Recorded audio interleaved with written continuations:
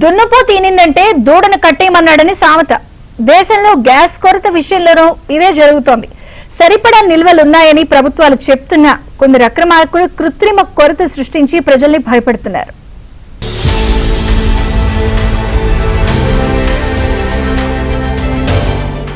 Iran Israel యుద్ధంతో మనకేం ఇబ్బంది లేదు.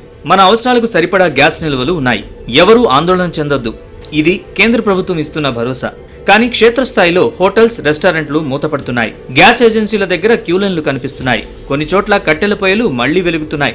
బేఫికర్గా ఉండాలని ప్రభుత్వాలు చెబుతుంటే గ్రౌండ్ లెవెల్లో పరిస్థితులు అందుకు భిన్నంగా ఉన్నాయి. ఇరాన్ ఇజ్రాయెల్ మధ్య యుద్ధం ప్రపంచవ్యాప్తంగా ఇంధన మార్కెట్పై ప్రభావం చూపిస్తోంది. పశ్చిమాసియా ప్రాంతంలో ఉద్రిక్తతలు పెరగడంతో చమురు, వంట గ్యాస్ రవాణాపై భయాందోళనలు ఏర్పడ్డాయి.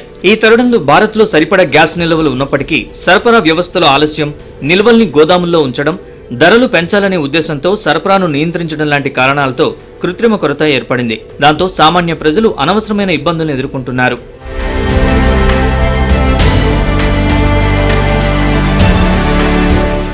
చాలా ప్రాంతాల్లో గ్యాస్ సిలిండర్లు ఆలస్యంగా రావడం, స్టాక్ లేదని చెప్పడం, ధరలు అకస్మాత్తుగా పెరగడం లాంటి సమస్యలు కనిపిస్తున్నాయి.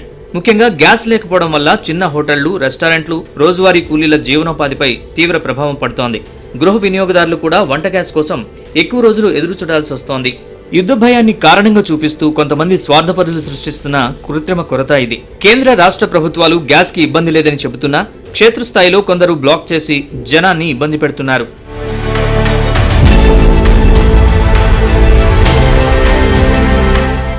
దేశంలో సరిపడా గ్యాస్ నిల్వలు ఉన్నప్పటికీ వాటిని సమయానికి ప్రజలకు అందించడంలో లోపాలు కనిపిస్తున్నాయి.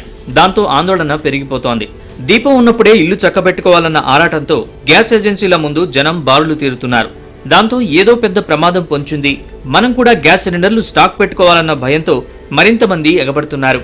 ఇలాంటి సమయంలో గ్యాస్ నిల్వలు, సరఫరాపై కేంద్ర, రాష్ట్ర ప్రభుత్వాలు కఠిన పర్యవేక్షణ చేయడం తప్పనిసరి.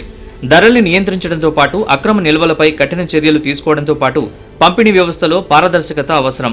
అత్యవసర పరిస్థితుల్లో ప్రజలకు స్పష్టమైన సమాచారం అందించడంతో పాటు ప్రత్యామ్నాయ ఇంధనాల వినియోగాన్ని ప్రోత్సహించే బాధ్యత ప్రభుత్వాలపై ఉంది.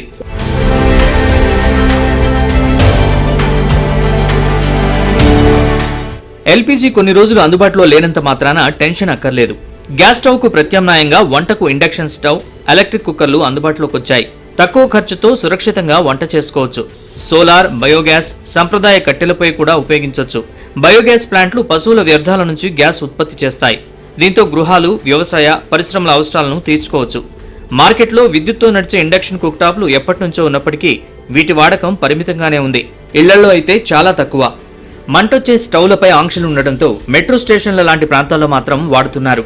ఇప్పుడు ఎల్పీజీ గ్యాస్ కొరతతో హోటళ్ల నిర్వాహకులు వీటి కొనుగోలుకు మొగ్గు చూపుతున్నారు. ఇప్పటికే టీ, కాఫీ లాంటి వాటిని తాత్కాలికంగా నిలిపేయాలని హైదరాబాద్లోని ఐటీ కారిడార్ హాస్టల్ అసోసియేషన్ నిర్ణయించింది. ఈ క్రమంలో ఇండక్షన్ కుక్టాప్లను గ్యాస్ కు ప్రత్యామ్నాయంగా భావిస్తున్నారు. ఇప్పటికే ఆన్లైన్లో విక్రయాలు పెరిగాయి.